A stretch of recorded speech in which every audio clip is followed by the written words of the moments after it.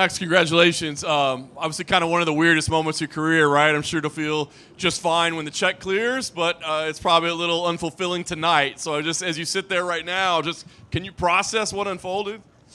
Yeah, I mean, I had the man weak in the knees, I guess. So, all jokes aside, I just hope he's good. I know Conor been battling some stuff. Looked like he really been changing.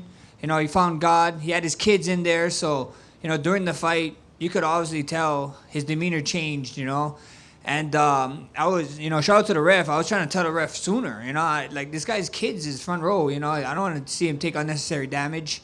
Trying to stop the fight, but this is how crazy Conor is. The first time he's on the ground, I was punching him. He's like, fight. I was like, okay. That's why I backed up. I said, stand up then. Let's fight. And then he fell back down, and then the fight was called. I mean, you've been in the UFC octagon more than anybody, right? But I just wonder, you knew you had a wounded guy, but it's almost hard for you to stay mentally focused. Like, hold on, remember what we're here to do. I got to go hurt this guy. Not at all, we killers. We're killers. But at the end of the day, I'm a human being, you know what I mean? I think so. That's why I'm so loved in this sport, because I can actually separate the fighter from the person. So when I saw him hurt, I was like, man, come on. Like, you call this. He was done, and he wanted to fight, tried to stand up again, fell back down. I just hope him a speedy recovery, It's all love to him. The man, like I said, is trying to change his life around, so, sending prayers his way. Yeah.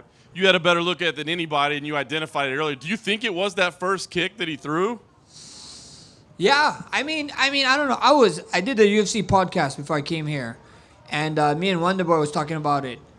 Even with him walking into the octagon, it didn't seem, it just didn't seem like the same Conor, Like, I thought he was stood there to fight, but like I thought he'd be a little bit more rowdy, a little bit more crazy. He looked like really, really calm, like super calm. So I was just kind of like, oh wow, let's see how this goes. And then of course I knew he was gonna attack me with something, and it was that kick. So it sucks.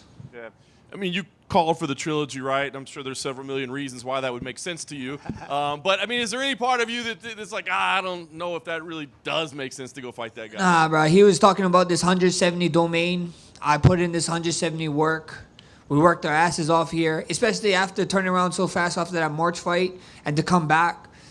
I wanna feel this domain that he's talking about, this 170 Conor that he's talking about, this different world. That's what I want. So I know I want to see what his injury is, and for me, I'm down to come back 2027. With that March fight and this fight, I know I came out unscathed, but I owe my family some time. I owe my wife and my son some time, some family time. So that's why I focus. You guys are gonna see Bless return in 2027. You laid it out, but last thing for me, I mean, there's a case that a lightweight title shot would be kind of interesting. You know what I mean? Hey, you said it, and I would love that. So I'm on the same boat as the 155 champ. I heard he's not coming back to next year too, so we might be on the same cruise.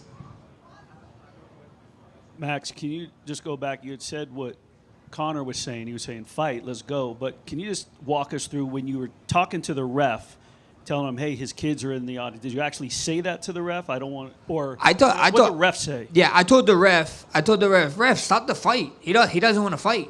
I was like, bro, his demeanor is right. And then he said fight the first time. So I was like, okay, stand up. So I backed up, he stand up, and then he tried to do this hop step where he hop forward, hop back, and then he did it again, and then when he went back, he just kind of grabbed his leg, and he screamed. He said, and I was telling the ref, come on, bro. Like, what you want me to do? Keep it, like, this guy he brought his kids to the fight, you know what I mean? Like, I ain't trying to beat up a wounded dog. Max, what was this week like for you? I mean, it just seems so weird hearing you get booed and things of that nature. Like, that just never happens. So what was that like for you? I know it's such a big deal and a big fight, and you thrive in that stuff, but what was this week like for you? Shout out to my management. It was actually a regular, pretty calm fight week. They kept everything under control for me with media-wise, and we just did what we had to do usually. And with the booze, I love the booze, It's always fun being the villain, The man even said it, Sometime he said my old nickname. He called me Little Evil. I don't know if you guys caught that, but my nickname was Little Evil before I came Blessed. So I'm glad that when I get to bring out that persona for a little bit, and it's fun. What would Blessed say to Little Evil? Like, as you're getting into the sport and you're kind of in that position to see where you're at now, headlining a card International Fight Week with the biggest star in the history of the sport, what would you tell Little Evil? I'll tell Little Evil, get your head straight, stop being a jackass, and change your name to Bless.